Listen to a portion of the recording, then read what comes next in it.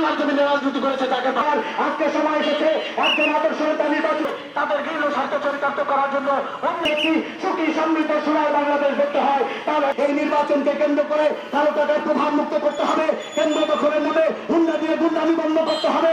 আজকে ব্লকচেইন টেকনোলজির মধ্য দিয়ে আগামী নির্বাচন দিতে হবে। তাহলে এই দেশের মানুষ আজকে শান্তি সুষ্ঠুভাবে তাদের ভোটাধিকার প্রয়োগ করতে পারবে।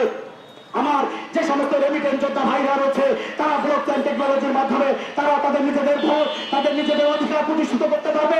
তাই আগামী নির্বাচন সবার কাছে গ্রহণযোগ্য করার জন্য আগামী নির্বাচন হোক ব্লকচেইন টেকনোলজির মধ্য দিয়ে, যেই ব্লকচেইন টেকনোলজির মধ্য দিয়ে নির্বাচিত হতে পারে নির্বাচন হলে এদেশের মানুষ শান্তিতে ভোটদান করতে পারবে।